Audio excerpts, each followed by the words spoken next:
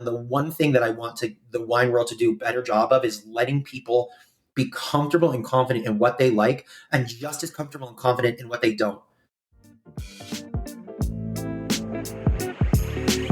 You're listening to the Vint podcast, bringing you expert interviews, alternative market insights, and exclusive access to the world of wine and spirits investing. Enjoy the show.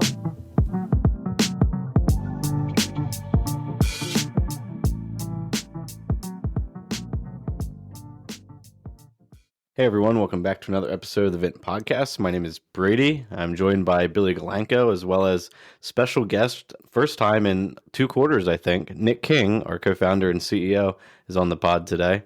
Nick, how are you doing? Doing well. Good to be here, Brady. Nice. Yeah, we had a little bit of a hiatus over the winter. I think we wanted to have you on at the end of December, but definitely a lot to share now coming to the end of the first quarter. What's your quarter one recap? Yeah, to put it in one sentence, this was the biggest quarter yet for Vint. It shows not only the resilience of the asset class, but the resilience of our business going through a delay in comment letters with the SEC. We certainly bounced back even stronger than we were when we went into that.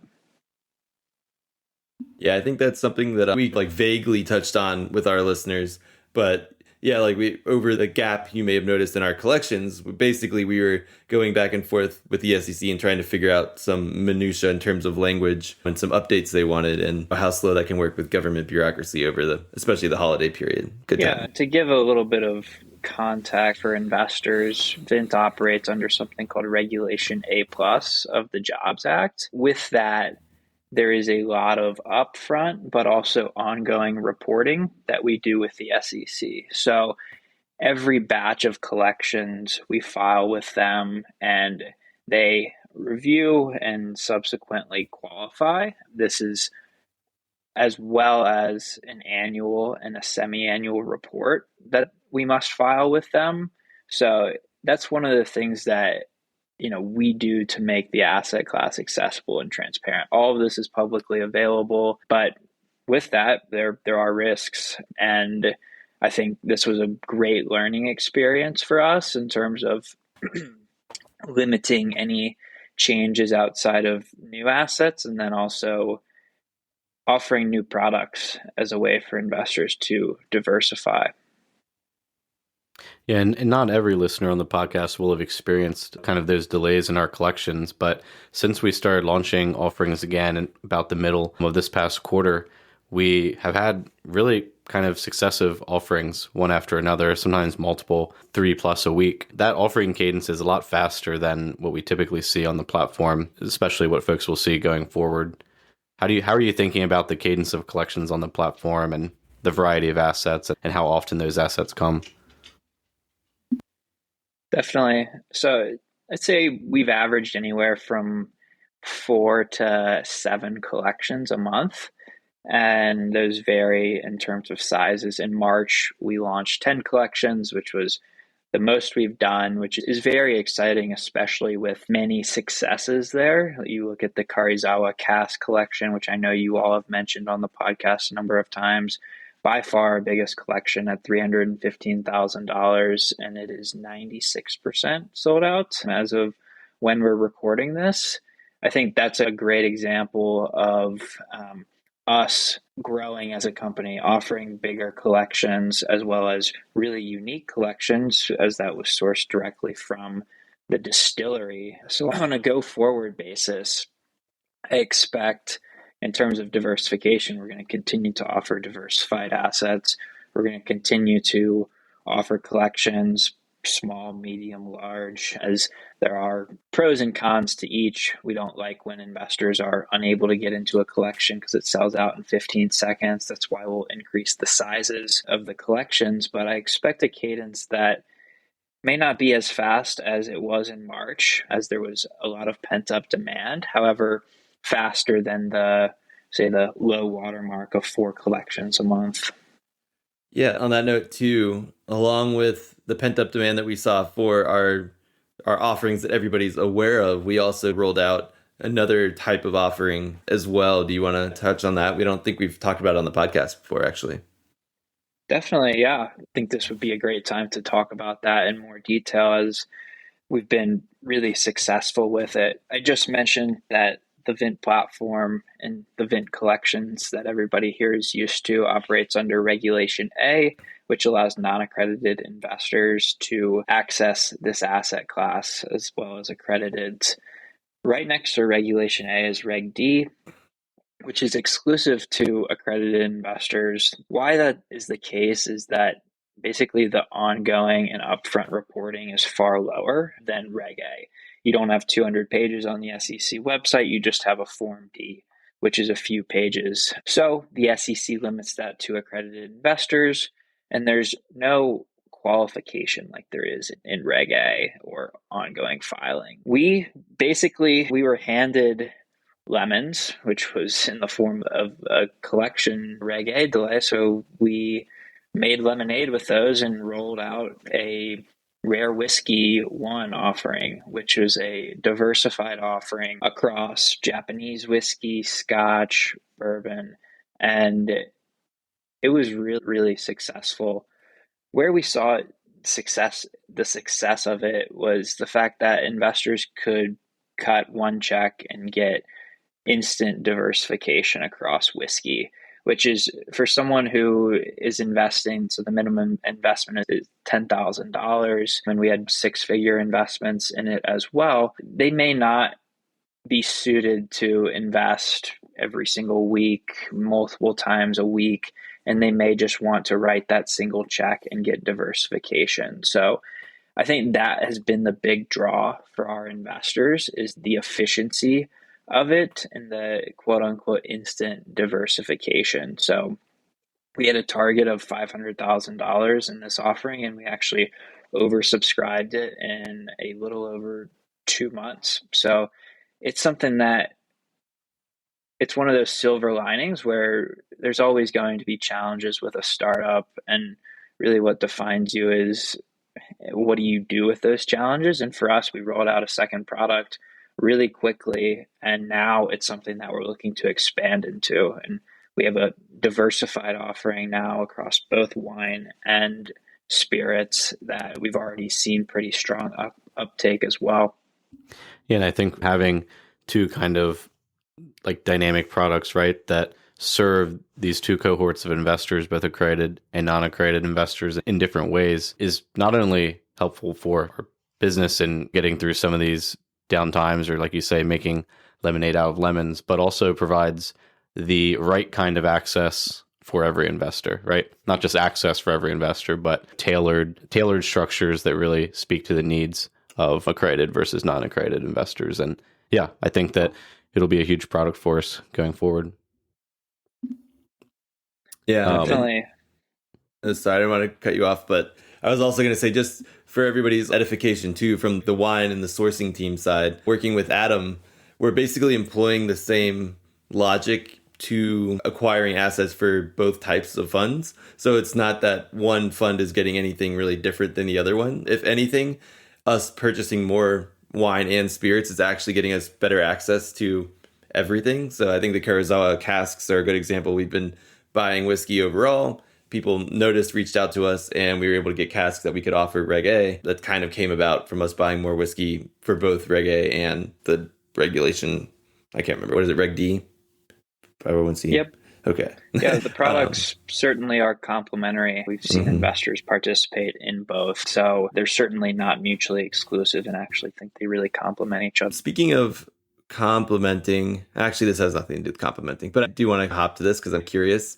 In the current state of things, you're talking about accredited investors, makes me go to the venture capital side of things. What have you heard from our investors? First, we didn't have any money in SVB, did we? So you were never scared about that? No. So for everybody listening, you may have seen that Silicon Valley Bank collapsed, a big bank for startups, as well as the wine industry. In terms of Vint's exposure, we had no exposure, and actually all of our funds are fully FDIC insured at the company level across the bank sweep program that our provider offers. We didn't send out any communication about that, but did hear from some investors asking if we had exposure. We do not. But needless to say, that was a pretty crazy period. I can remember the day where SVB may collapse, may not. We were in Napa shooting our informational video, which we'll be sharing publicly pretty shortly. It's a great video. Check it out. But yeah, following the collapse of the biggest provider in the wine and startup space, 99% of the articles that you read out there was like, what's the impact on the venture capital industry? Are startups going to die because of that? One really big sector was completely overlooked, which is the wine industry. You saw a few small pieces there, like from the SF Chronicle and some more niche publications. However, what people don't realize is that SVB is one of the biggest providers of capital to the wine industry. And if you think about the business of making wine, access to capital is incredibly important because it is a really asset heavy business. You also have to age your inventory for 2 years. All around, it's really challenging, and without access to capital, gets that much more challenging. So I know SVB works with about 400 wineries and largely focused in California and Oregon, but there's a large segment beyond just California and Oregon that, SVB might not work with them, or just they don't have access to these financial resources. And it's something that we've talked about when we did our domestic futures with the Joy Fantastic. That was an example of us building a product for wineries to improve their cash flow. I wanted to bring up this problem because I think it is largely overlooked and a potential opportunity for us to get involved and provide capital and more efficiency to this industry. Yeah, I heard people talking a ton about, is this the end of the startup industry? Is this doomsday talk? And it sounds like everything's going to be smoothed over and people are going to be made relatively whole. But yeah, unclear to me, I guess, in what I've read, as you mentioned, how the wine industry will be impacted in terms of like delays in that funding, even for their existing folks. So I think that they still have all of the same accounts. And it's just, really bizarre. Yeah, and I wouldn't say that it's just not true that like the depositors are losing their money, but a second order effect of this is that there's just going to be credit tightening across the wine and spirit space. So where you may have been able to get a line of credit to help smooth some of the cash flow cyclicality, especially around harvest and bottling, which are huge expenses for wineries, you might not be able to get that, or the rates are going to be a lot higher. So it's less so the impact of this bank collapse because they were acquired and still are operational, but there may be far less credit and capital out there for the industry, but we could play a part in increasing the amount of that. True. And I think the other thing that knock-on effect that it has is everybody looked at SVB as like the gold standard, and there was no concern. If anything, people are now at least looking at other alternatives or trying to diversify where they're getting capital from for the wine industry. They're not really, because before it was just like, oh, if you want to invest in wine, there's a couple banks, but mainly SVB, and that was it. Now everybody's, maybe we should think about more about our partners. Absolutely. And I think the reason you see this lack of capital is a lot of people just don't understand the industry. They just hear the adage, what it takes $2 million to make $1 million in the wine industry. And that basically stops them from exploring and understanding the industry. And that's something where I view us to have a pretty strong advantage, is understanding the industry. And then secondly, we have the licenses. We have the federal TTB licenses, the DC licenses, and are in the process of getting our California licenses, where we can exit wines if we need to from a lending perspective. Yeah, but I think that probably segues us perfectly into the next part of the conversation. Yeah. Brady, do you want to intro it? Because you know the least about it and you'll genuinely be asking questions. Yeah, the Vint Marketplace. Is that what we're talking about? Yeah. Yes. Yeah, I see. I know so little about it. Now we stood up this other side of our business and maybe like adjacent to the Vint investing platform, which is our Vint Marketplace. And I am curious to hear how this has been going because it's been outside of my purview. So maybe Nick, explain how the Vint Marketplace came about, what opportunity we saw, and then Billy, you can provide me here live with all the updates on how it's been going. Sounds good. Sure. Let me first shout out Billy and Adam, who I really turned over this project to them to figure out a way to exit our assets. And the reasoning for that is to be vertically integrated. When people think about the wine investing, one of the challenges that we're fighting is the fact that funds in the past have collapsed. I distinctly say, I think I may have said it on a past episode, that we are not a wine fund. We are a platform. And a lot of those funds collapsed. You can go back to around the 2010, 2012 era due to the fact that they were built on top of everybody else's platform. They may have just been using LiveX to trade, which is one of our partners, but they didn't really own the supply and then the exit channel.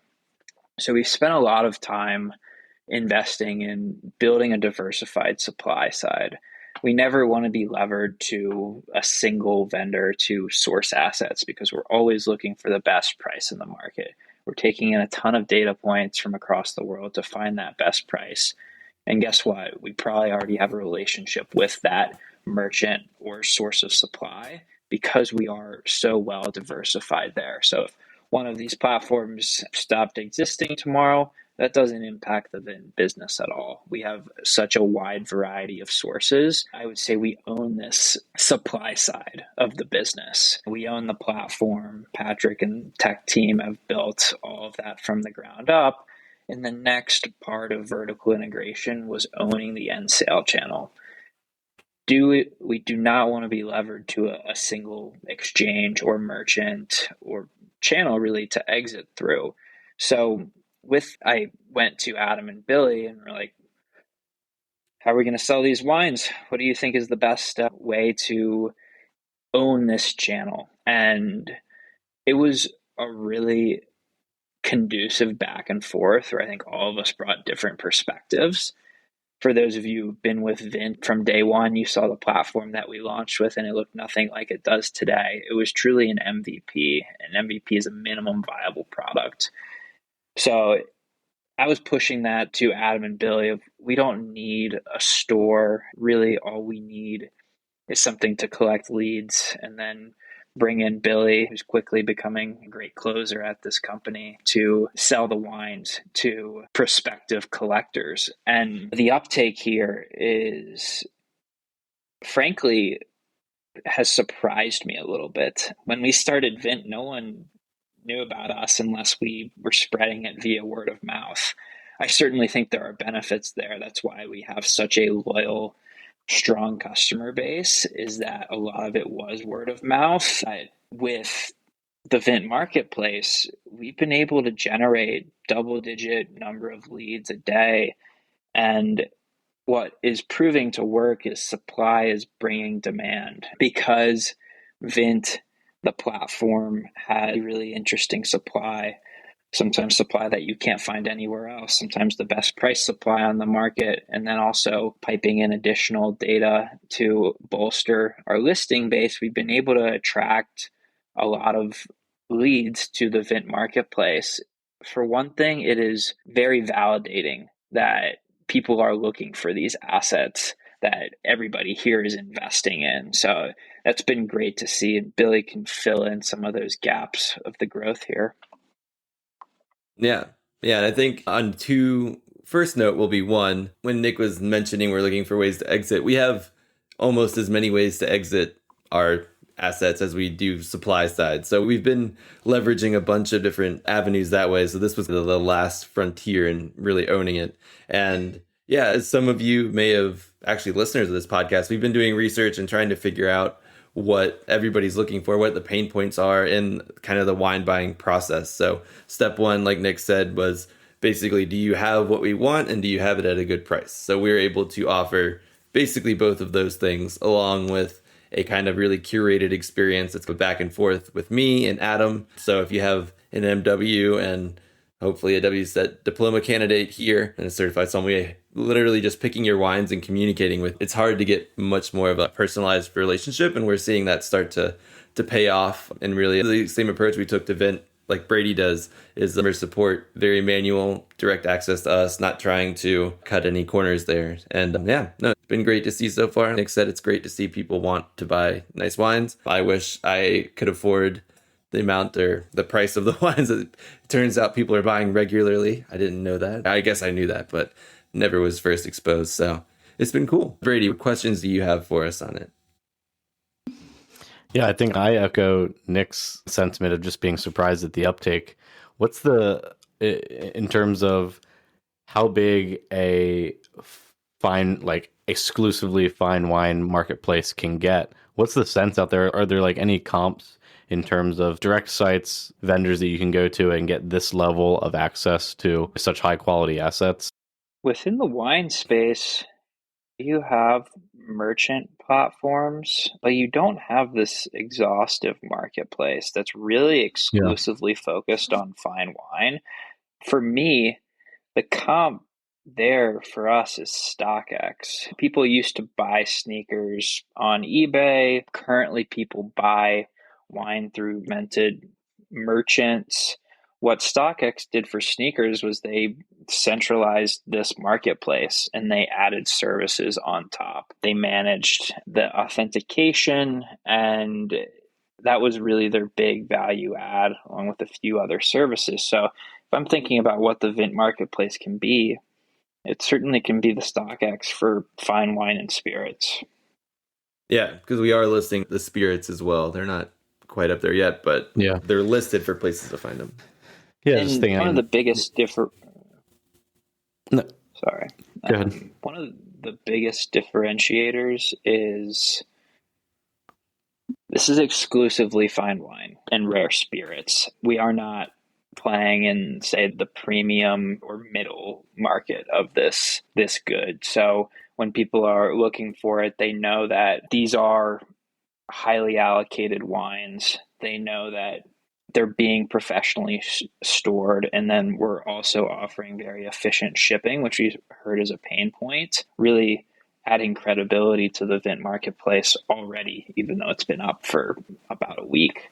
And I think the most telling point there is Billy has sold 2 cases of wine already.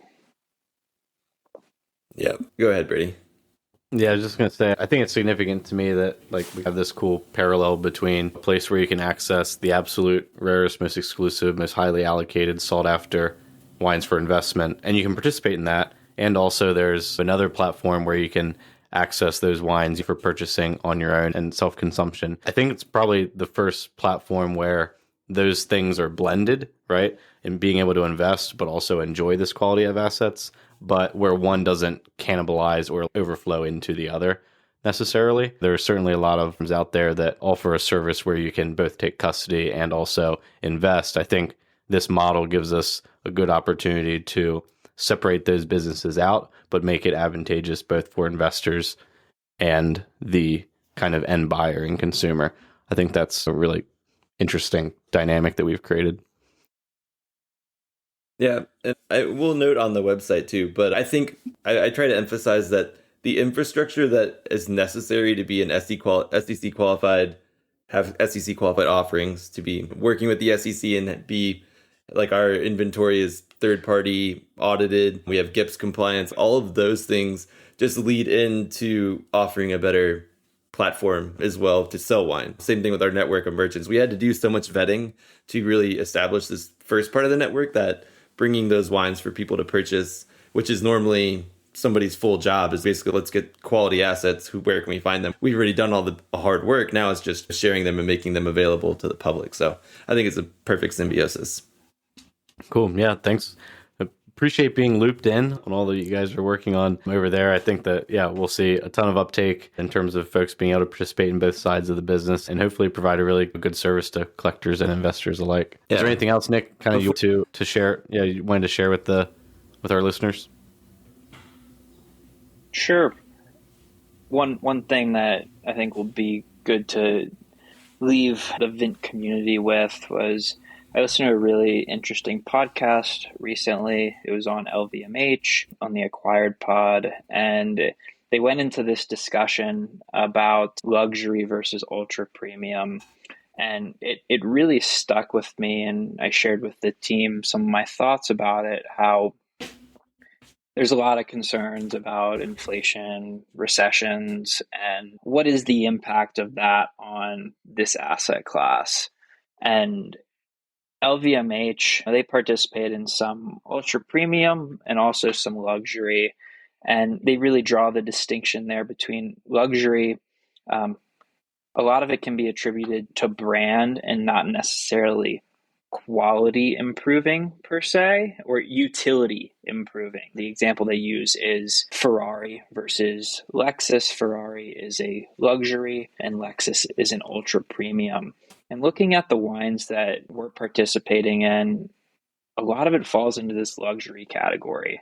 And LVMH has so much data, and what they emphasize is that the luxury market does not see a slowdown when there's a recession or in inflationary environments. It continues to remain strong as these people who are signing up for the Vint marketplace and those who consume the DRCs and the Macallan 50-year-olds, they're not feeling this as much, and they're going to continue their luxury purchasing habits, which is really affirming for our business. And what we say a lot is the lack of correlation to traditional financial markets and the fact that this asset class appreciates with the wealth of the 1% is really appealing in terms of diversifying your portfolio. And the final quote that I'll leave people with was a quote from Steve Jobs, who was talking to Bernard Arnault, who runs LVMH. And Bernard asked him, do you think this iPhone thing is going to be used in 30 years? And he said, I don't know about that, but I know people are going to still be drinking Dom. Nice. Yeah. I won't let that be your last quote, though, even though I love that quote. I wanted to know, before you left, you've been on your own personal wine journey since you started Vint and learning about wine. Have you tasted, or what was the most interesting thing or bottle or two that you've had since we last had you on? Last 3 months, 6 months. Now we'll make it 3 months because you had your wedding. That doesn't count. Yeah, I went to South Africa for my honeymoon and had a bottle of Pinotage in a wine cellar where we were staying. And that was the most interesting wine plus experience, which I think go hand in hand. Okay, what was one at home, though? I want to know a little bit more. Everybody loves their honeymoon wines. Okay, let's see. Recently, I'll frequently buy from a partner of ours, Holus Bolus or the Joy Fantastic. So I had a bottle of Joy Fantastic Syrah before I moved out to Denver. Nice. That's exciting. You just have to ask. Yeah, we talk about our random wines sometimes, but we never really get to hear about yours. So the fact that you have a good one and you know what Syrah is now means we've come a long way in the past 2 years. So that's good. Thanks, Billy. Yeah, I enjoy doing these quarterly updates, filling in the Vint community with kind of what's been going on behind the scenes, how I'm thinking about some of our opportunities and the growth ahead. And I'm sure Q2 at the end of that quarter will say, oh, that was an even bigger quarter than Q1. So thanks for having me on. Yeah, awesome interview for the day. We are glad to introduce a new guest to everyone today, Erik Segelbaum, who is our interview for this episode. Erik has been everywhere in the wine industry. He has stood up a number of food and beverage businesses. He is the founder and chief Vinnovation officer at SOMLYAY LLC. He does hospitality consulting. He's an advanced sommelier, and his Good Som Wine Club is, I think, really innovative in the space. So it was great to talk with Erik. He's very well connected in the industry. I think you guys will really enjoy that interview today. Yeah, hearing about all of his time spent on restaurants, sailing around the world on a cruise ship. Yeah, like you mentioned Good Som, the wine club that he's about to launch, which has a really lot of more than just wine. It's a really kind of an experiential package, which sounds fascinating. Everybody should join the waitlist. And then just the consulting that he does. It's fascinating the types of people he gets to interact with and be able to advise on his wine journey. I thought it was a great conversation. Yeah, he definitely leans into that like curated, bespoke approach to, I think, everything he does across his work, but specifically in his new wine club. So here's Erik. Hope you guys enjoy.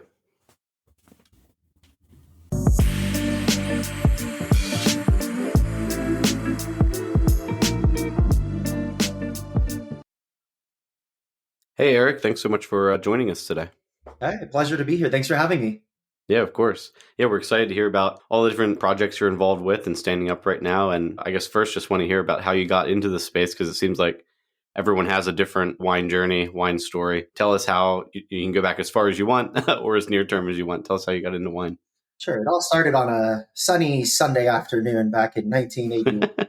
9 months. I was a chef for 10 years in largely fine dining. I started cooking at 4 or 5 years old. I got my first restaurant job as a prep cook at 13. It was a take your kids to work day. And instead of going to my mother's school, she was a teacher, we asked the local Italian trattoria if I could come in and learn how they do things. So I was making pizza dough and peeling garlic. And 10 years in back of house, I knew for sure I was going to be a chef for the rest of my life. I was going to be a restaurateur with many restaurants. But chefs drink a lot. And as I started to get older, the drinking was not for alcohol, but more for flavor. And in the last place I cooked professionally, I was the restaurant chef of a fine dining tasting menu French restaurant at the Park Hyatt, Philadelphia. And of course, there's a lot of involvement with the sommelier when we were putting out 6, 8, 10, 12 course menus every night. He would bring me bottles and say, hey, I have 3 of these left. I'd love to use them in the pairing. Can we develop a dish around it? I'd sit in on his wine classes to help really more understand how food and wine came together. And the love was already there. But frankly, how I became a sommelier is not very sexy. It was pure financial utility. I put myself through school. I graduated college with crippling student loan debt. And as a chef, I was watching the captains come in 3 to 4 hours after me, leave 3 hours before me, and make 4 times as much as me. And I needed the money. So I had an opportunity to transfer with Hyatt. They were opening a luxury boutique hotel down in South Beach. And 22-year-old me was like, $16 an hour slaving away in Philadelphia or unlimited potential in South Beach, Miami. Yeah, I'm going to do that. And as we were getting ready to open, Hyatt graciously offered to cover the costs of the introductory sommelier certification for any of the servers that wanted it. And knowing already that the more I knew about wine, the more money I would make, I was like, yeah, absolutely. I'm already into this. I love to learn. I love to know things. That's the shirt. And so I took the intro class, I passed it. And then within about 4 months or so of the hotel's opening, wine director left, head sommelier was let go. And I was the only one that had anything. And let me be really clear. I had nothing, but I had this tiny little pin. And that was enough for them to say, okay, you're running the restaurant. We were the hottest fine dining restaurant in South Beach at the time. This was back in like 2004. You're running the restaurant, the club, the pool service, the in-room dining, the full bars, the catering. By the way, we're the host hotel for South Beach Food and Wine. And next week, you're doing a wine dinner with Francis Ford Coppola and Rubicon Estate and Marcus Samuelson's cooking. So don't mess up the pairings. Go figure it out. It was 20 years ago almost. And I have not turned back, and I could not be happier with the journey. That's awesome. Yeah, we've often heard that folks just get thrown into it like that. You hit one of those forks in the road where you can continue what you're doing or make a pivot. And then if you catch lightning in a bottle, like where you have the director and the head captain leave, you have your break in. We've heard that story a number of times. Yeah. Although I will say it's definitely trial by fire. Nothing about that was easy. I made a lot of mistakes along the way, but that is what ultimately helped me become the sommelier that I am today. And more than anything, because nobody had taught me and there were no systems and structures, it forced me to become really good with finance and operations, which I think is truly something that most sommeliers, this is not an attack on any of my colleagues, but most sommeliers see their role is, I know the grapes of Châteauneuf-du-Pape, the subregions of Alentejo, the Grand Crus of Maurice Saint-Denis, and every wine on my program is a splash of paint on the canvas. And while that artistic side of being a sommelier is awesome, we are technicians. Our job is not to talk about wine. Our job is to run a financially grounded, organized, profit-driving, revenue-maximizing program. And then when all that is in shape with a well-trained staff that's well-organized, when all that's done, then if there's time, you get to talk about wine, but that's not your real job. So for me, the finance and operation piece has been huge. And I'm grateful that I had to figure it out. And I freely share all my systems and templates and all the things I've learned with any of my colleagues whoever wanted or need it, because there really just isn't a good mechanism to train sommeliers about that. But if you want to know the 1855 classification, there's limitless resources.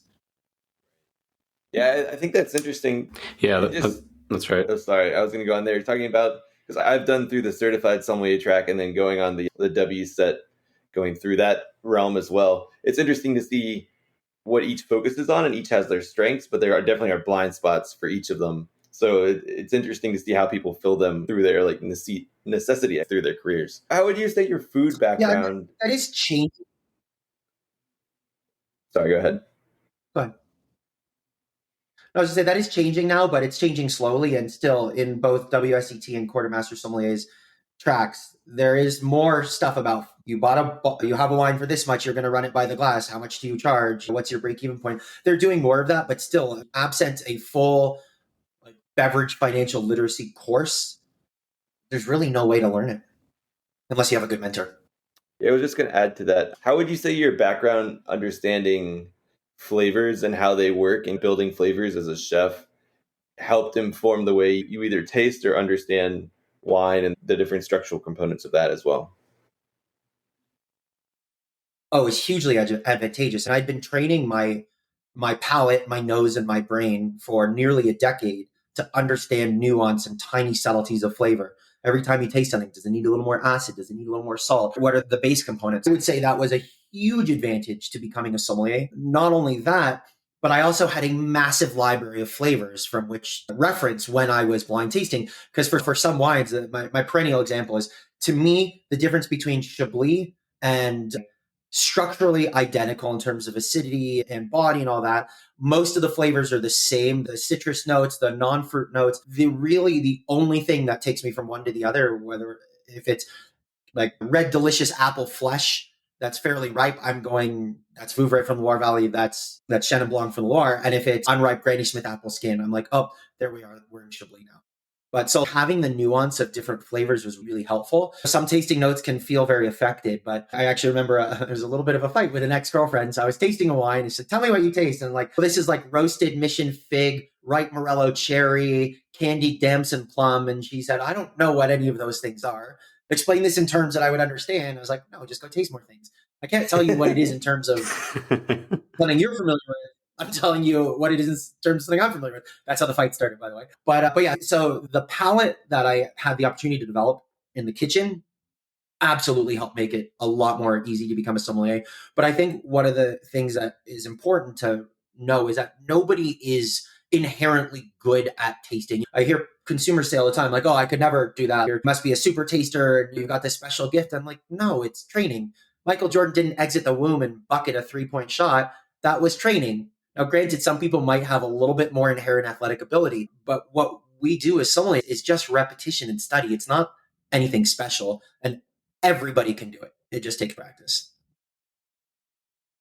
And that leads me into thinking about when you got to the advanced level and you passed the advanced exam, and then I guess maybe was that the point in which you started some ventures of your own sort of outside working in other people's restaurants, or what was that timeline like?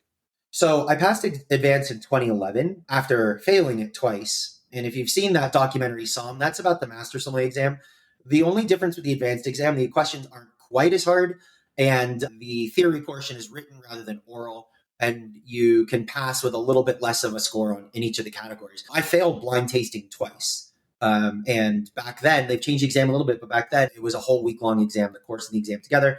If you didn't pass all 3 sections, see you next year. So I passed in 2011. That was such a career changer. Not that it changed my job. It's that I really feel like that advanced level is sort of a breaking point of, if you have that, you are almost a shoo-in for certain jobs, that if you don't have it, even if you might be very well trained and very skilled, they might not even look at your CV because they're looking for that level of certification. I frankly think the jump from certified to advanced is more useful for a sommelier than advanced to master is. That's why I actually haven't sat master sommelier. To me, I don't think it's worth it, certainly at the time. But to answer your question, no, I became an advanced sommelier in 2011. At the time, I was the corporate wine director for Schwartz Brothers restaurants out in Seattle, a number of fine dining steakhouses and some other properties. I then answered an email that I thought was complete. I thought it was a scam because it said head sommelier for the world. And I'm like, really? The whole planet? That's interesting. And I opened it up and that's when I learned about this ship called the World, a marine vessel, the World. If you want to go down an internet rabbit hole, I highly encourage you to do it. It's an ultra luxury private residential community at sea. It is classed as the world's largest private yacht, the size of a roughly 2,000 passenger cruise ship. And in that same size vessel, there are 165 apartments, all of which are privately owned. So they said, hey, we're looking for a head sommelier. We'd like to talk to you. I said, thanks, but I'm an executive with my company. I'm the corporate wine director. I'm not looking to go anywhere. But let's have a chat because I know a lot of people. I mentor a lot of people. I might have the right person for you. And well, their chat was very convincing. I left Schwartz Brothers. I joined the World. I was their head sommelier for a year, which is 2 contracts. So 4 months on, working 7 days a week, 16 to 18 non-contiguous hours a day, no days off, 2 months off. Did 2 repetitions of that and decided I think life on land was a little bit more suited for me. Moved to DC to rejoin Star Restaurants at the newly opened La Diplomat, which has now become a DC institution. I was running their beverage program and then very quickly became the regional and then corporate beverage director for the company and did that until 2018 when I started Sommelier. So I had been increasingly asked to do private events, increasingly asked to help people with their cellars, with investments, doing vetting and valuations for insurance companies and liquidation events because I spent my life around fine wine, especially on the World. My God, so much amazing wine. I think in the 8 months I was on that ship, I probably tried more first growth Bordeaux or equivalent, Grand Marque, Champagne, Grand Cru Burgundy than my 20 years combined in other properties. But so I started doing that stuff on the side and I was getting to a point where I was nearing my 40s and I thought maybe it's time to get out of restaurants. But ultimately, I started Sommelier to be 3 things. Thing number 1, I had so many clients that would either ask me to help acquire or liquidate wines for them. The second arm of Sommelier was knowing that wine directors that are highly financially literate are few and far between. And most restaurants either can't budget or don't make it a priority to budget for someone in that position. So thinking that I could do what I'm doing full time in little consulting chunks, check in with a restaurant twice a year, and then not be anchored to service. And I get back my nights, I get back my weekends, I get back holidays, I get my family time. And then the third pillar of it was really, I got so tired of attending the very same event that was different wines, different people, but it would always be billed as a master class. I hate that term. They're never master classes. They're usually introductory surveys. And basically, no matter if it was hosted by a winery or a regional organization or an importer distributor, it was the same ineffective model of sitting while somebody ostensibly recited a tasting sheet to you and you tried some wines. And I thought to myself, wine education, nobody wants the seagull from the Little Mermaid. This is this and that is that. It should be how and why. And I felt like there was no resonance, no connectivity. So I'm like, okay, you've got a room full of buyers and you're talking about Chianti Classico, but you haven't talked about how they can make money in their wine programs with it, how they can train their staff about it, how they can politely inform consumers that no, Chianti is not a grape, it's the grape is Sangiovese, and what are the differences and why would you want to explore a tasting of 3 different Chiantis? So for me, I was like, I love education. I don't think it will come as a surprise that I like talking. And I really wanted to help make wine more accessible and approachable on all 3 levels, consumer, press, and trade. And that has become the lion's share of what I do with Sommelier. I'm Smithsonian's wine educator. I have been for over 3 years now. So I do a monthly digital class and tasting for 300 to 500 people a month. I do all sorts of hosting. I speak at Aspen Food and Wine and all sorts of consumer events. I write for Wine Spectator, Food and Wine Magazine, Wine Enthusiast, Somm Journal, Tasting Panel, and a whole bunch more. And ironically, what I don't do is the thing I thought I'd be doing the most of, which is the helping restaurants run their beverage programs as a consultant. I frankly cut that out completely. Yeah. And you talked about previously that you've been involved in some of the investment space in insuring wines, helping people maybe liquidate legacy cellars or family cellars, build cellars for both private consumption and also long-term investment. Obviously, we're in the investment space and we don't work a lot or converse with folks a lot who have private cellars because that's often not the category or tier of wines that we're bringing into our firm. But you want to talk about a little bit how you've explored the investment space and maybe some of the conversations that you've had with folks around that and what the perception is in the category. Sure. Absolutely. It's highly misunderstood. you obviously know I'm not trying to somsplain to you, but to answer your question, I think people look at indices of wine performance and they think, oh, okay, wine is a stable, guaranteeing thing. It will always appreciate blue chip Bordeaux's and Napa wines, and I'm just going to go heavy in them. And then in 5 years, I'm going to have a 200% ROI and I'm going to liquidate. And the reality is that's just not the case. I actually was on a panel at last year's Aspen Food and Wine about exactly this, about how to invest in wine. What are the pitfalls, the trappings, what are things you should know? My biggest piece of advice to anyone, any consumer, any private individual, what you do is a little different. Any private individual that's investing in wine, whether it's for themselves, whether it's a legacy seller, I tell them, if your investment strategy is anything other than I would be happy drinking anything in this cellar, i.e., I might not make a penny on it and I might drink the cost of it. If that's your mental strategy, you're good. If you have to get a certain ROI in a certain amount of time, wine is not the way to go because it cycles and waves. Think about Clos Rougeard, right? You couldn't give that away 15 years ago. And now pick which finger you want to donate to the importer to be able to maybe get a bottle of something that used to be $18 a bottle and is now $350 a bottle. And that only happened in 10, 15 years. But just because wines randomly perform like that doesn't mean there's a magic theory. There's a magic way to know which wines will. And moreover, the blue chip wines, like every time somebody's like, oh yeah, I want DRC. I'm like, okay, tell me why, because DRC is already top of market. So if you think that this wine is going to appreciate in 20 years, like it has performed in the last 20 years, I don't think we're going to be seeing $100,000 bottles of Latache. I just don't. But if you buy it for $4,000, and is it reasonable that it might be worth 5 or 6 in a decade or two? Maybe. So if you're cool with that ROI. So I think just for people, that's one thing. The other thing that God, I want to like skywrite this. The value of the wine does not mean that is its liquid value when you choose to sell it. I can't tell you how many people that have been like, I have $1 million cellar, get me $1 million short. I'm like, no, I can't do that because yes, those magnums of 2000 Le Pen are worth 10 to 15,000 a piece, but you need to find a buyer that is willing to pay the full market value or the full hammer price of that. So yes, just because it's worth it doesn't mean you can sell it. And I think that's something that a lot of people don't understand in the wine investment space, that the value, you'll never receive dollar for dollar value on your cellar unless it's a very long, slow, parceled out liquidation activity.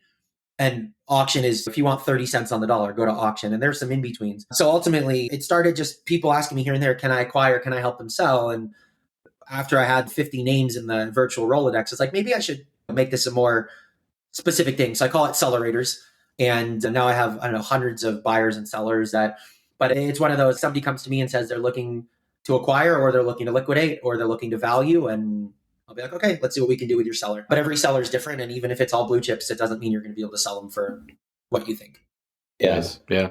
I think that's good. That's good info for private individuals for sure. We, like I said, we're at this cross section, right, between the financialization of the product as like an asset and this collector space as well. And so we have wine enthusiasts coming to us saying, teach me about the efficiencies in the market and the financial side, and I need to learn about that. And then we have people who really understand the financial case, but know nothing about the wines. And so we're at a really unique intersection there, I think, probably solving a lot of the problems that you mentioned. So it's really interesting to hear you talk about them. Yeah. Billy, did you have something? Yeah, sorry, I think I might be on a bit of a delay here. But yeah, so I was just going to say that is what you described, the liquidity situation of the best wines in the world, or how we built our models in the first place, is like we put together these collections, people can invest in their shares, and we slowly disperse them over time. Whereas I think a lot of folks are trying to join maybe other certain styles of investment companies where it's billed more as this is an investment, and then you can also sell them if you want, but you're investing in singular bottles. Whereas like, as opposed to like maybe just owning a storage locker and having somebody like you help them actually like craft a cellar that they would enjoy drinking, as well as view it as a financial asset. I think the two ways to go, if you want to do purely financial, go with somebody like us, or with somebody like you that can actually help you craft something that you would enjoy, as well as potentially make money. Yeah, 100%. Look, wine performs, if you look at market indices, like I'm not a stock market expert, but if you look at indices, wine performs so much better than virtually everything else with stability. Think about let's take it out of wine, but think about something that would give you 10% ROI year after year. That's pretty good in terms of a stock investment. That would even be considered probably an aggressive investment with depending on the risk levels and risk tolerance. Wine can certainly do that. And typically the ROIs on wines are great.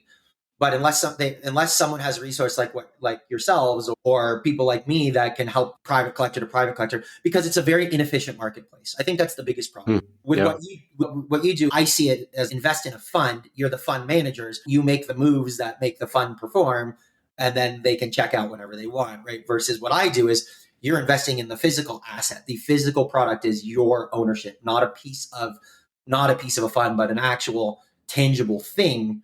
And then when it's time to sell, there's an immensely inefficient marketplace to bring buyers and sellers together at the right prices. And then you also have to worry about counterfeit and provenance and storage conditions. I had a client who had a 6-pack of DRC Romani Conti that he decided he was going to take out of its sealed crate against my recommendation because he had just built this brand new cellar and it was gorgeous and he wanted to put it in. And so he put it out and he put it on his show rack and he slid it shut and all 6 labels got ripped right down the center. Oh my gosh. I was like, congratulations, that just cost you $50,000 because there's no way we can sell those bottles for value now.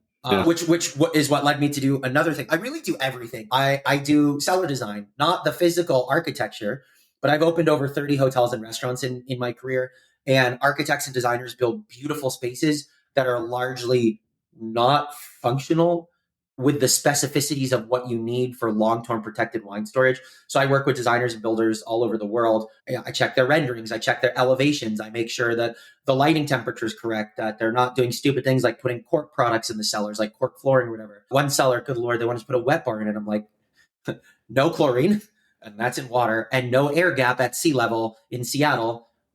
No running liquid of any kind in a cellar. No. So they wanted to use halogen lighting. I'm like, okay, you're going to cook the wines. They didn't have a vapor barrier. They didn't have the right humidity control. It looked great.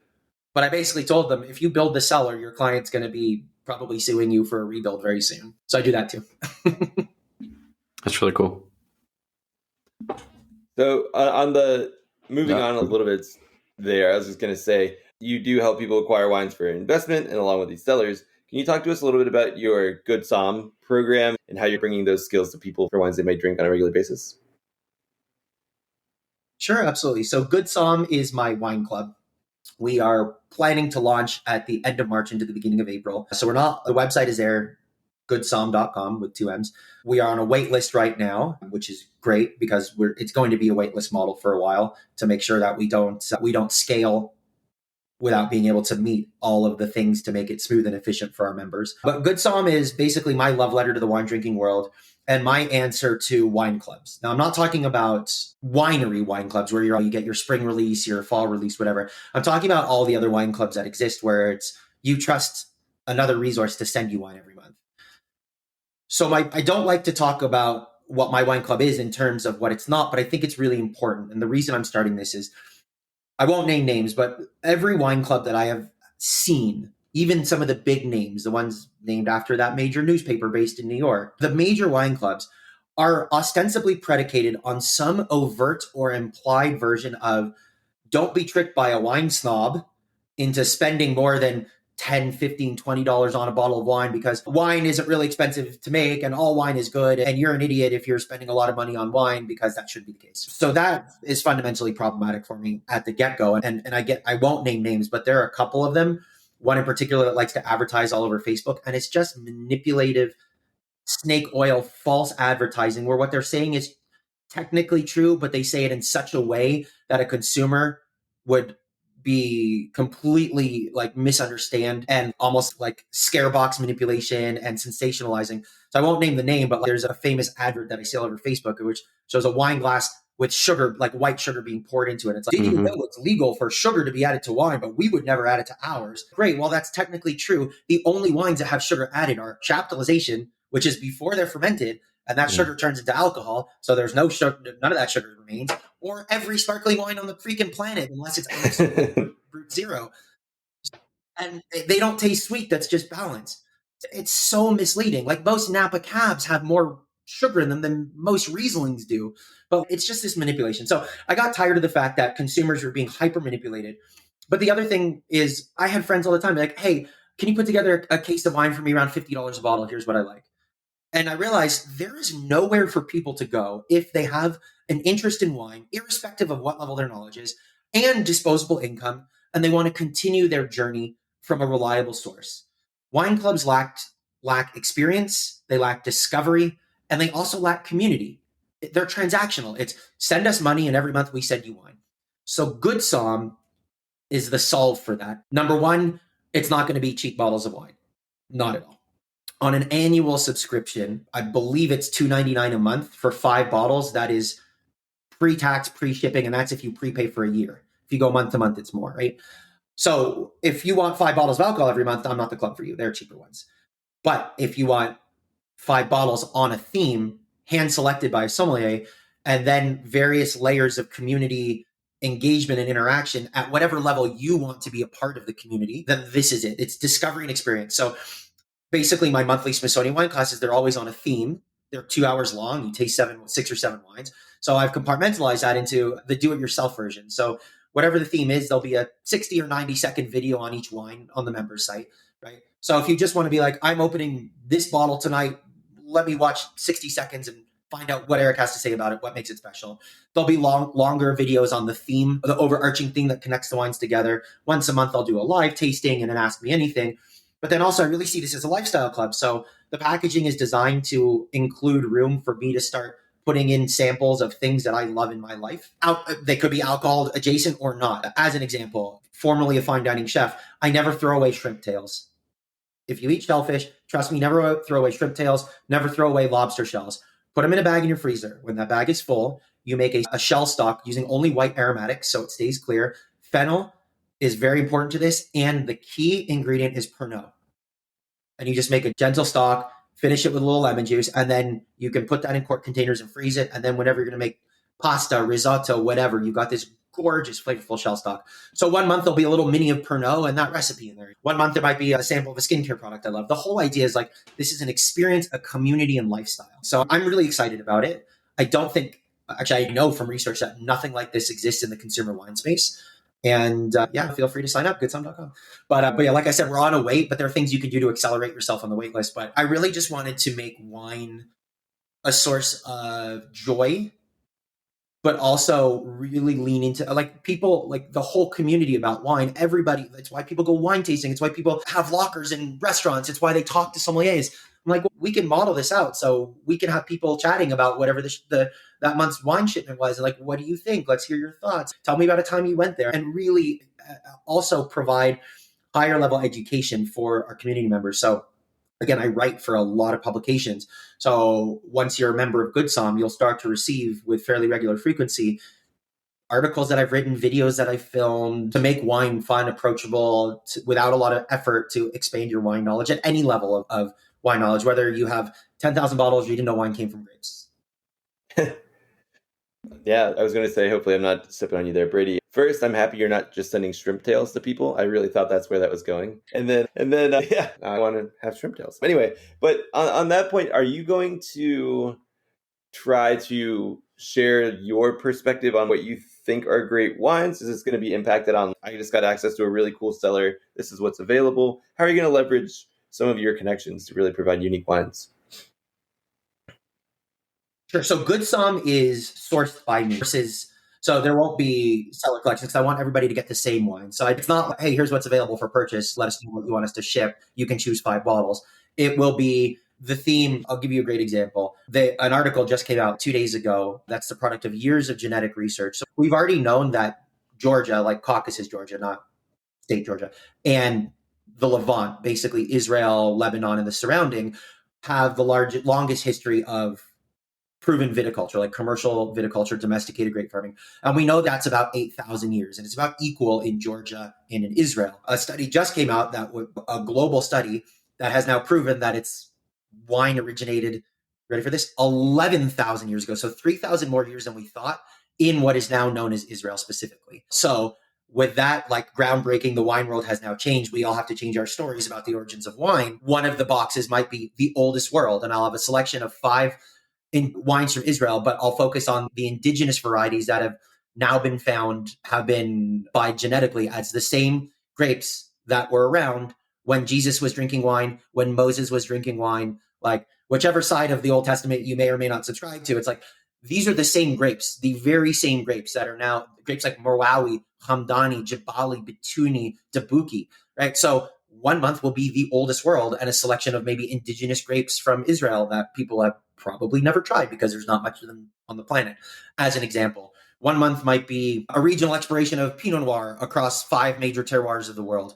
1 month might be all about Sicily. So there'll be regional ones, there'll be varietally driven ones, there'll be experiential ones, island wines, high elevation wines, extreme viticulture, traveling winemakers. I mean, I've been doing Smithsonian once a month for over 3.5 years, and I haven't barely even scratched the surface of topics. So really every month I will curate the collection around and the selection around whatever the topic is and use 5 wines that will demonstrate that topic as deliciously as possible. The last thing I'll say about it, again, one of the first things I said is if you just want 5 bottles of alcohol, I'm not your wine club. I will tell you, much like when you go to a restaurant, you're not just paying for what did it cost to put that piece of meat on the plate or what did it cost to put that wine on the table. It's the ambiance, it's the atmosphere, it's everything.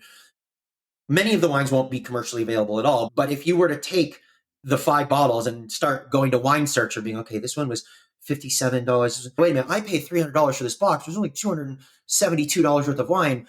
What the F? Again, I'm not your wine club, because really what you're paying for is the experience and the curation and the community, not necessarily can I get 5 bottles of wine for a better price. So that's the idea.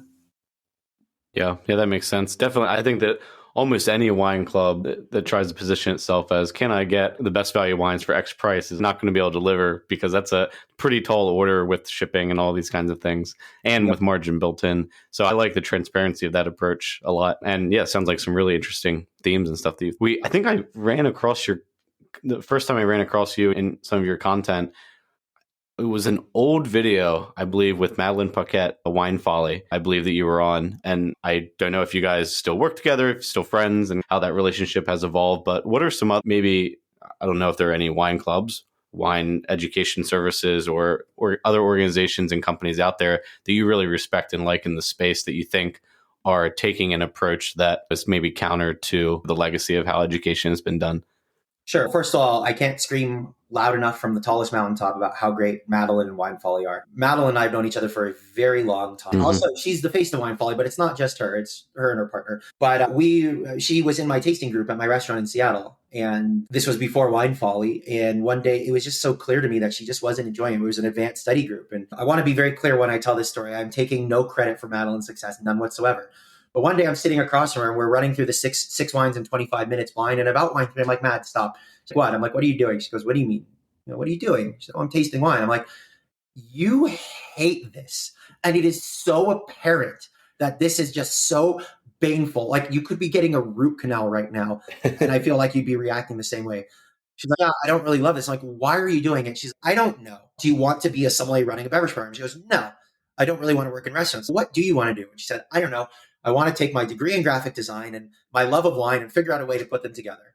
And that was about 8 or 9 months before she launched Wine Folly. So again, let me be really clear. I'm not taking any credit for her. That's 100% her. I just love that I knew her when, but to see what she has done in the wine education space, infographic books and maps. I use her maps in all of my wine programming, her digital maps, because they're frankly the best out there. She won a James Beard Award for the Magnum edition, I believe. Like in terms of changing the way people interact with, think about, and engage with wine and wine education, she is absolutely at the top. I really like what VinePair does as well with their articles, because they're not just knowledge-based. They're really make you think. And for the most part, they explore the ideology around a topic, not just the factuality around the topic. There are a lot of people that have become comfortable in the social media space, helping make other people comfortable. For instance, the French wine tutor.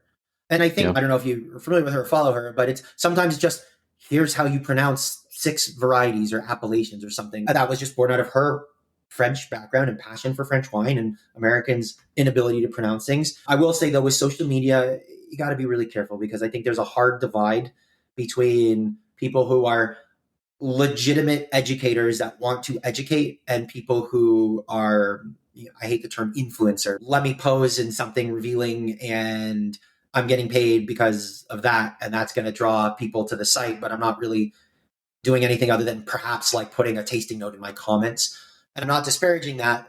But I don't consider that to be wine education. I consider that to be wine exposure. I don't mean that as a pun, right? You're exposing people to wines, but you're not educating.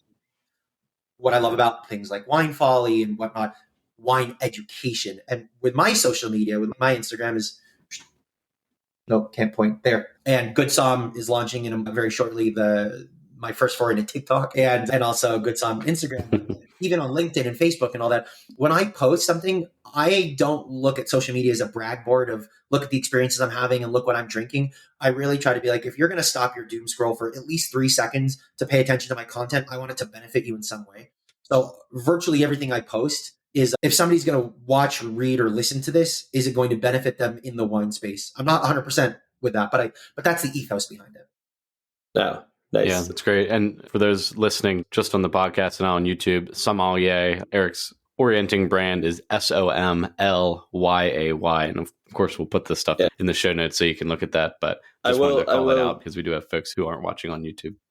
Yeah, I will chime in there. Don't go to the Instagram sommelier, though, because it's a guy named Christopher Sommelier who has tattoos. The Instagram is Erik for wine with the number 4. Yeah, ERIK, the number 4, and then wine. And frankly, if you can't spell wine, we're not going to be friends. But yeah, yeah, and even I think my energy is revealing. Sommelier. The name was born out of frustration with people pronouncing it. You're one of them Samarniers, huh? And oh no, me that I want wine to be fun. The yay part of wine, yay wine. That's like my personality in a name. And yeah, I tried to get Sommelier on Insta, but it's quite a popular last name in Australia. So Erik for wine 1. I keep thinking about making the switch to the sommelier, but I just don't know if it's worth it. Billy, did you have something? I was giving you your space there. Yeah, I'm on that little delay. Okay. No, go ahead. That's okay. So it sounds like the percentages of your time are really shifting towards kind of these two main businesses of yours. And are you basically totally removed from, you said you're not consulting on beverage programs and such. Do you see yourself circling back to like hospitality as we typically think about it in the wine and beverage space, or do you see these two brands growing into that space at all or staying farther away from it? So it's funny you should ask that because... Are you opening a restaurant? Not personally. Yes and no. So not personally. I think after 30 years in the restaurant industry, you could not pay me to open a restaurant, especially now. However, it was just announced fairly recently, Fairmont is building luxury residences and resort in downtown Phoenix. Chef Alex Strada, Iron Chef Italian, multiple James Beard Awards, multiple Michelin stars. He's doing culinary. I am doing the beverage program for that property. We haven't even broken ground, so that'll be 2025. Awesome. But yeah, so I am still doing beverage program consulting on that kind of a scale. And you might even find me in service in the restaurants at the property for the first few weeks or so, and an occasional drop in wine dinner here. But my days in restaurants directly are definitely done. However, the right client, Fairmont certainly being one of them, it can definitely bring me back because I love building beverage programs. I love opening properties, and it's not an easy thing to do. But once you do it, you get addicted to it, and you want, despite that, they are immensely stressful, incredibly time consuming, and exhausting. The rush, I equate it to if you ski or snowboard, when you see people skidding up the mountain and like they're hiking up, and I know the air is thin and the snow is deep, and I'm like, oh, it's such a miserable grind. But then you get to the top and you look down and you drop in that chute into knee-deep powder, and it was all worth it. For me, that's the same idea with restaurant and hotel openings. So I do still do that infrequently. I just redesigned the beverage program for a country club in the DC area. So I do that infrequently. The lion's share of my focus is with all the activities of Sommelier that we've mentioned. I also co-own another company called Swig Partners, Strategic Wholesale Import Growth Partners. And we help alcoholic beverage brands find importers or distributors in all 50 states because the American distribution, 3-tier distribution system is enormously complicated. And even the people that govern it don't understand. I was very active. I lived in DC during the wine tariffs just before COVID. I was very active. I spent about 3 weeks all day, every day in the halls of the congressional and senatorial offices talking to senators and congresspeople on both sides of the aisle about why the tariffs were for American jobs and American economy, and even meeting with the US trade representative, the USTR, the people who are responsible for our trade laws and tariffs, they didn't even understand the federally mandated 3-tier system. It was insane to me. So if the people governing the system don't know it, can you imagine being a small winery in the south of France or in a remote spot in Portugal trying to get your wines into the American market, where every single state has its own alcohol laws on top of the 3-tier system? So Swig Partners helps not just winery brands, any alcoholic brands find importers and distributors in all 50 states. And then I don't know if I should tease this out just yet, but why not? I'm also starting a canned cocktail brand towards the end of the year. We're in development now of the formulas because cans, a format does not dictate quality, but every cocktail I've ever had in a can just isn't good. They're far too sweet, imbalanced, and there is I live in Sky Tubes. I've had, what is it, March 5th, March 6th? I'm getting on another plane tomorrow. That will be flight 28 since January 1st, right? I live on planes. Do you know how I would kill for a Negroni in the air or an espresso martini every once in a while? I'll admit it, I love them, and they are making a comeback. So we're going to start with those, and then we'll venture out into some product extensions, maybe a spritz, a salted caramel espresso martini, a Negroni Sbagliato, or Mediterranean Negroni with saffron. I don't know, but we've decided that the canned cocktail space, there's a huge use case for it. RTDs or ready to drink are important, and there's just really nothing good. So much like Good Som, we're probably one of the more expensive people in that market, but it's one of those, it's well worth it kind of situations. So Brady, that was a long way of answering your question and saying, I do absolutely everything except really work day to day in restaurants right now. But if it involves wine and the alcoholic beverage industry, I've got a finger, a toe, or a torso in it. That's awesome. Yeah. Yeah. I mean, that definitely answered the question of what other ventures are coming up. It sounds a lot on your plate. We'll be sure to get all that from you so that we can, like I said, put that in the description so people can be on the lookout. But is there anything else you wanted to share about the next year for you and your brands, or even just your outlook on the wine market as we head through 2023? Sure. Well, first of all, for everyone who's listening, thanks for making it this. And by all means, please feel free to reach out to me in any way you'd like with anything you want. What you can't do is send me an email with a photo of a wine list in a restaurant. Be like, hey, I'm ordering my wine in 5 minutes. What should I order? You can do that, but my hourly rate is a lot. You probably don't do that. But I really love, like I said, the community piece of Good Som is so important to me. I love interacting with people. I love engaging with them. So by any way to reach me, as long as you spell my name correctly, you'll find me on Facebook, Instagram, and whatever. Tell me if I can ever help you in your wine space in any way, shape, or form. If you're aspiring sommelier or aspiring to work in the wine industry in any capacity whatsoever, please, by all means, let me be your resource. Everybody's achievements are their own.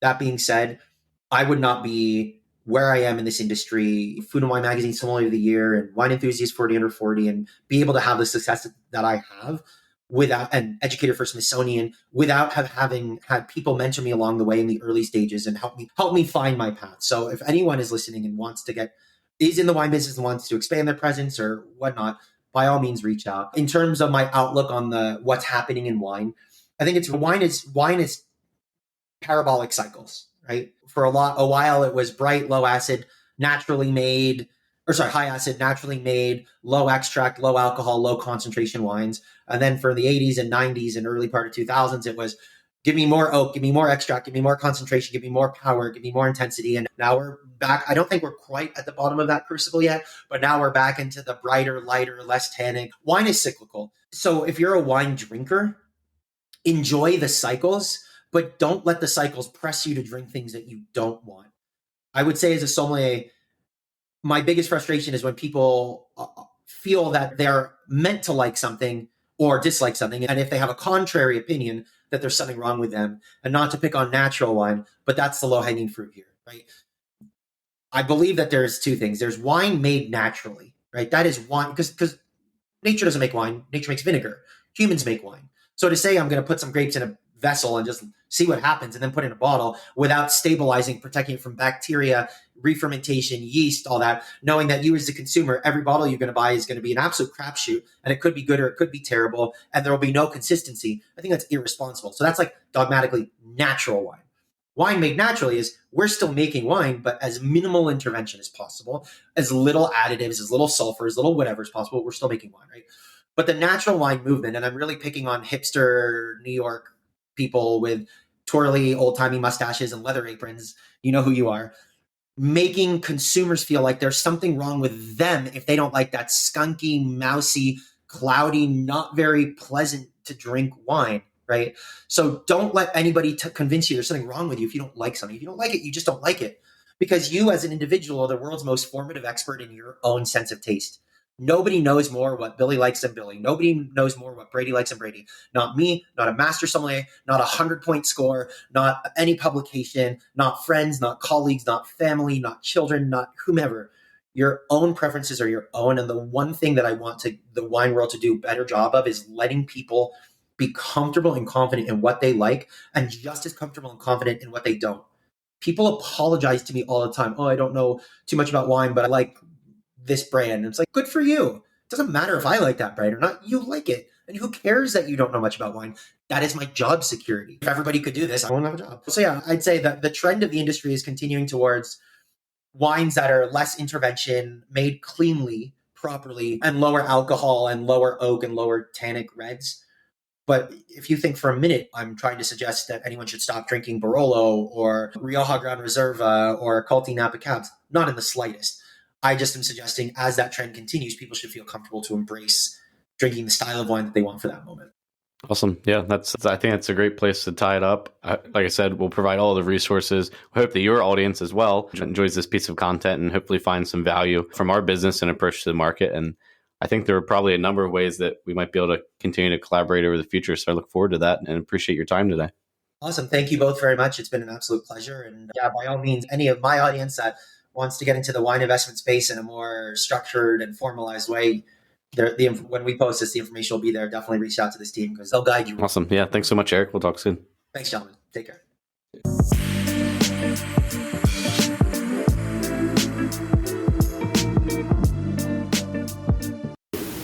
All right. That was our interview with Erik Segelbaum. I hope everybody enjoyed it and fed off his enthusiasm. I know he's like a ball of energy. I know I was hyped up after we had that interview. But yeah, in the meantime now, go check out the Vint website. We have a couple open collections now. We should. Either way, find what's open, buy some shares. And then also check out the Vint Marketplace. Go to the website, vintmarketplace.com, put in your information, your name, the wine you're interested in, and we will get back to you with some recommendations and offers. So until next week, cheers.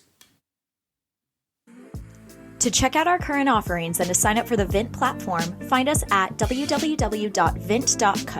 That's www.vint.co.